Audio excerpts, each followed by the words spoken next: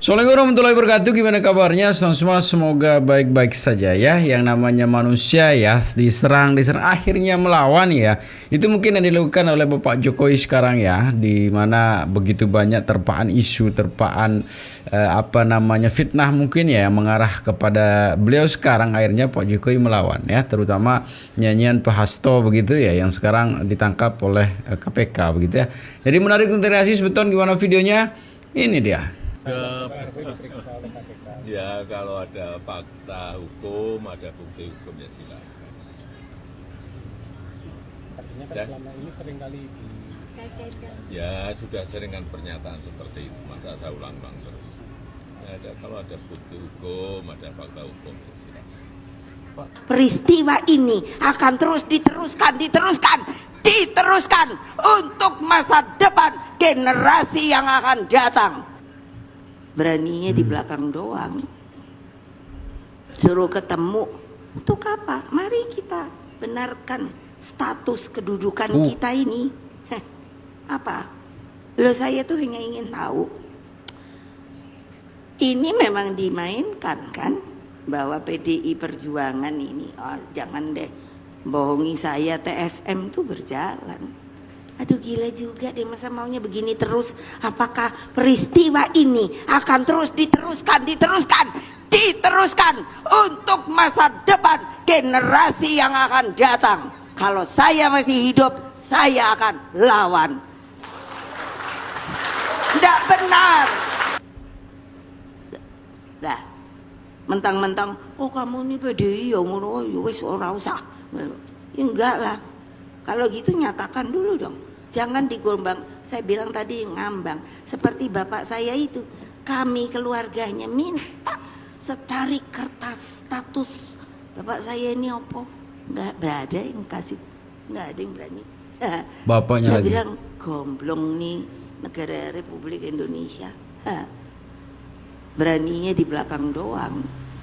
nah, gitu ya bapak gitu ya, bapaknya begitu ya, selalu mengatasnamakan bapaknya begitu. Tapi coba kita dengarkan juga sebetulnya ya pernyataan Pak Hasto sekarang ini yang udah berani-berani nyerang gitu ya Bapak Jokowi. Ini dia. Saya ingat ketika saya bertemu dengan Presiden Jokowi di Istana Merdeka menjelang Mas Gibran dan Mas Bobi mau mencalonkan sebagai wali kota Solo dan wali kota Medan. Satu, saya mengatakan kepada Pak Presiden Jokowi sekaligus untuk menguji keseriusan beliau di dalam mencalonkan anak dan menantunya. Pak Presiden, apakah betul Bapak mau mencalonkan Mas Gibran dan Mas Bobi sebagai wali kota? Loh kenapa Pak Sekjen? Karena ketika Mas Gibran dan Mas Bobi sebagai wali kota, maka otomatis dia menjadi pejabat negara. Dan ini akan sangat rawan terhadap berbagai bentuk gratifikasi, suap, dan berbagai tindakan korupsi lainnya. Presiden Jokowi sempat termenung saat itu. Dan kemudian dari situlah saya merasakan bahwa pertanyaan saya ini sangat mengusik perhatian dari beliau. Karena saya tegaskan bahwa ketika Mas Gibran dan Mas Bobi menjadi wali kota, maka dengan mudah akan terkena operasi tangkap tangan dari KPK dan juga aparat penegak hukum yang lain. Maksud saya bertanya kepada Presiden Jokowi adalah untuk mengingatkan bahwa beliau sudah presiden. Buat apa kemudian anak-anaknya harus menjadi wali kota, dan itu mengandung suatu risiko-risiko politik, mengingat presiden juga berhadapan dengan begitu banyak pihak-pihak yang selalu mencoba berhadapan dengan Bapak Presiden. Nggak ada gitunya ya, nggak ada gitu ya, ya. jadi kayaknya nggak ada yang percaya juga gitu ya. Tetapi beberapa saat kemudian saya menerima salah seorang menteri dan beliau mengatakan kepada saya bahwa sudah mendapatkan arahan dari Presiden Jokowi untuk melakukan revisi Undang-Undang KPK. Saat itu dijelaskan berbagai pasal-pasal penting, misalnya bahwa pimpinan KPK tidak otomatis bertindak sebagai penyidik. Kemudian ada beberapa pasal-pasal yang tidak memungkinkan bagi penyidik independen untuk bergabung ke KPK. Berbagai revisi-revisi itu, karena ini adalah perintah dari Presiden, maka ya saya sarankan untuk bertemu dengan seluruh jajaran fraksi di DPR RI dan coba menggalang atas perintah dari Presiden. Nah saat itu Pak Menteri yang menjadi kepercayaan dari Pak Jokowi ini menyampaikan bahwa kira-kira akan diperlukan dana sebesar 3 juta US dollar untuk menggolkan revisi Undang-Undang KPK. Dan mengapa berjalan mulus? Karena Presiden Jokowi punya kepentingan untuk melindungi Mas Gibran dan Mas Bobi. Maka sejarah mencatat bahwa revisi Undang-Undang KPK ini dilaksanakan sebelum pelaksanaan Pilkada serentak di mana Mas Gibran dan Mas Bobi berproses menjadi wali kota. Maka ketika terpilih menjadi wali kota, amanlah dari berbagai persoalan hukum karena KPK sudah dilemahkan. Jadi gitu sebetulnya kemarin disayang-sayang gitu, disanjung-sanjung gitu ya. Jadi kalau agak ndak boleh ngelawan ya. Kalau ngelawan dizolimi sekarang.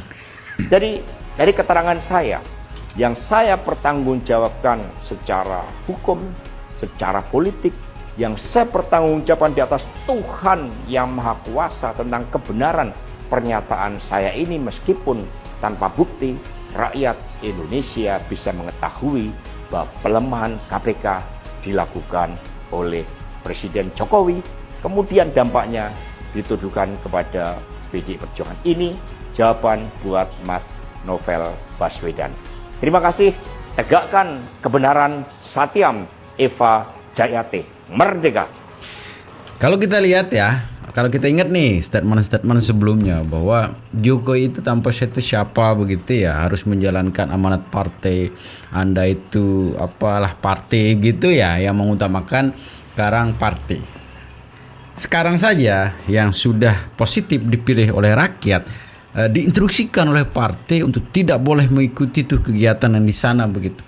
Jadi kita berkesimpulan jadi sebetulnya kuat sekali pengaruh partai walaupun siapapun dia, entah itu gubernur, bupati, termasuk presiden.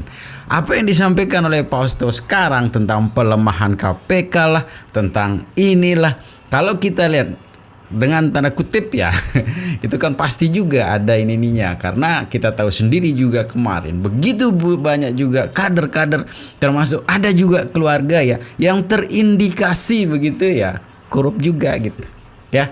Jadi dengan apa yang terjadi kemarin dapat kita simpulkan sekali lagi sebetulnya, dengan begitu kuatnya partai itu ya, yang bisa memobilisasi mungkin ya, atau bisa menyetir ya dari Pak Jokowi begitu ya. Ternyata terungkap dari tayangan Rakyat Bersuara ada lebih dari 5 kasus hukum atau kasus korupsi dari skandal pejabat yang akan dibongkar oleh Hasto Kristianto, dan data-data disimpan di 3 orang, yakni Hasto Kristianto, Poni Bakri, dan juga Andi Wijayanto. Itu kemudian yang terungkap dalam tayangan Rakyat Bersuara sama anggota PDI Perjuangan Guntur Romli. Kini pertanyaannya tinggal 2. Pertama, apa kasusnya? Lebih dari 5 kasus korupsi.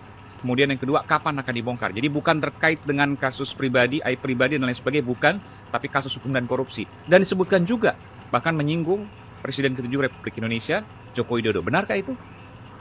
Saya Aiman Wicaksono. Salam.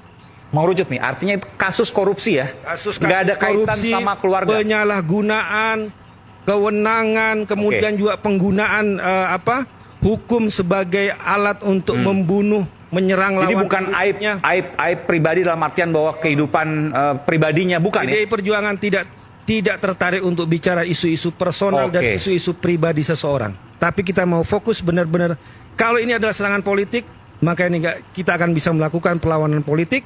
Kemudian kalau ini isu hukum, kita juga bisa melakukan perlawanan hukum. Dan itu semuanya baik. Dan itu semuanya terkait dengan kasus hukum yang pembuktiannya PDI Perjuangan punya. Bukti-bukti itu ada di Mas Hasto. Kemudian juga videonya juga ada di Mas Hasto. Lebih dari 1 kasus? Ya, dan itu juga beberapa dokumen juga dititipkan kepada Ibu Koni. Jadi ada berapa kasus kalau disebutkan? Lebih dari 1 kasus pasti? Ya pasti lebih dari. Lebih dari 5 kasus? Ya, 5 kasus lebih itu. Lebih dari 5 kasus bahkan, ini luar biasa puluhan. Ini. Videonya puluhan. Mas Adi ada mau sampaikan sesuatu? Nanti ini akan ditayangkan di channelnya Refli Harun. Anda percaya dengan itu? Anda nggak percaya? Lah, kalau itu dinyatakan oleh Mas Hasto sendiri, oleh Bu Koni, oleh sekarang Guntur Romli, ya saya harus percaya dong. Oke. Kan orang yang mengatakannya adalah orang yang mengatakan kami punya bukti-bukti tersebut. Kami sudah buat video-video tersebut. Justru saya sebagai warga negara dan saya rasa kita semua, bahkan penonton televisi, itu mau menunggu sekarang. Kita tunggu saja lah ya. Kita tunggu saja bagaimana semakin menarik ya di suasana politik kita begitu ya. Sekarang saling serang. Kemarin demo-demo ya. Sekarang saling serang ya. Antar elit-elit kalau ini aja ya. Antar elit-elit. Semua digerakkan ya. Kayaknya mulai panik sih ya. Karena kalau kita lihat 100 hari selebih sedikit begitu ya. Udah panik. Apalagi lama begitu, karena kita lihat juga sekarang begitu banyak yang ditangkap-tangkap begitu ya. Karena kasus apa? Kasus korupsi ya. Kita lanjutin sebentar. Titipkan KONI Rahapundini di Rusia. 1. Pembunuhan 6 laskar FPI atas perintah Jokowi. 1. Yang kedua, Jokowi menerima aliran judol dari Sambo. Yang kedua. Yang ketiga, suara Prabowo Gibran pada Pilpres 2024 adalah 35%, bukan 58%. Yang keempat, Ibu Iriana minta Gibran harus jadi wapres dengan cara apapun. Ya kan? Yang kelima, Jokowi mengantongi sekitar 1.000 triliun dari PSN, penjualan Kepulauan Halmahera, karena saya dengar ada sekitar 200 pulau dijual, ya kan? Kemudian pasir laut ke Singapura, ya kan? Setoran dirut BUMN. Nah, jadi dari 5 hal ini, menurut saya ini bocoran dari KONI Bakri di Rusia yang beredar luas di TikTok. Saya minta tanggapan istana, sekali lagi saya minta tanggapan istana dan minta tanggapan dari Joko Widodo. Jika tidak tanggapan berarti benar barang ini. Nah, kalau ini benar, maka ketika pernyataan Presiden Prabowo yang menyatakan mendukung Jokowi, berkali-kali disebutkan itu dengan yel-yel, itu artinya bahwa dia mengundang rakyat Indonesia untuk segera menghentikan dia sebagai presiden. Boleh lah ya, boleh. Tapi kurang menarik sebetulnya kalau kita tidak dengar salah satu netizen ya. Ini dia. Jadi banyak berbagai pihak mengatakan bahwasanya nggak susah untuk Megawati dipanggil KPK karena dia itu orang paling berpengaruh di bangsa ini. Kapan? Itu kemarin. Waktu Bapak Jokowi itu pun cuma 8 tahun. Begitu 2 tahun belakangan Bapak Jokowi udah nggak mau lagi diatur-atur. Jadi jangan pernah katakan bahwasanya Megawati tidak akan mungkin dipanggil KPK. Mungkin kalau untuk sekarang rencananya dipanggil. Kalau di tengah jalan ada perubahan, ya itu lainlah cerita. Yang penting KPK sudah menunjukkan keberaniannya ya lewat juru bicaranya Tessa Mahardika bahwasanya mereka akan memanggil ketua umum. Karena apa? Karena ada kaitannya, ada stempel basah Harun Masiku, ada stempel basah Ibu Megawati di surat penetapan Harun Masiku, kan begitu ya. Ini bakal seru ini, biar tahu kalian bakal seru. Tapi kalau aku sih nggak terlalu yakin kalau ibu ini pasti dipanggil. Sekarang begini juga, nggak perlu kalian panik, ya kan? PDIP mengatakan bahwasanya terlalu jauh, terlalu maju kalau KPK memanggil Ibu Megawati. Kenapa rupanya? Masalahnya apa?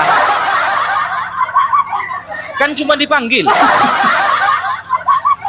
Yasona Lawli dipanggil. Tapi kan nggak ditersangkakan. Kok tahu opung dia nggak ditersangkakan? Nggak tahu juga untuk kedepannya. Ya mungkin saja Ibu Megawati ya akan mengirimkan kuasa hukum yang terbaik, ya kan, seperti Roni Talapesi, ya. Setelah itu siapa lagi itu yang kemarin itu yang biodatanya diganti-ganti itu? Waktu sidang MK kemarin. Ya pasti mereka akan memberikan pernyataan bahwasannya Ibu Megawati itu kan hanya menandatangani, kan begitu lah. Jadi siapa yang paling bertanggung jawab? Ya pasti Hasto dong. Pasti dilemparnya lagi sama si Hasto. Kalau mau menyelamatkan Megawati, tapi gimana pun juga, ya, gimana pun juga di dalam sebuah surat resmi, apalagi yang ada kaitannya dengan tindakan kejahatan, ya. Kalau ada bubuhan tanda tangan kita di situ, berarti kita juga terkait. Kenapa mau kita tanda tangan? Kan begitu. Misalnya ada surat perjanjian, ya kan, bahwasanya barang ini menjadi milik menjadi milik kami, kan begitu. Diterimalah barang dari A dari si B. Ternyata terbukti barang dari si B ini adalah hasil dari curian. Nah, otomatis yang A kan terikut-ikut. Iya kan? Itu dia, ya. Ya wajar lah kalau misalnya elit-elit dan juga kader-kader PDIP merasa panas, ya, karena nggak pernah sejarahnya KPK berani memanggil Megawati. Secara gitu loh. Ya, jadi itu dia. Inilah efek dari merasa berkuasa itu. Makanya aku bilang ketika berkuasa kalian jangan pernah jumawa.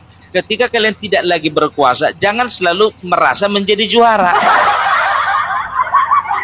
Kan begitu kan? Orang ini kan selalu punya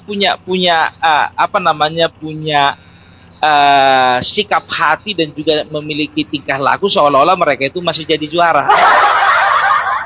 Nah itu yang terjadi sebetulnya ya. Sadar dirinya kurang mungkin ya. Masih aja merasa begitu ya.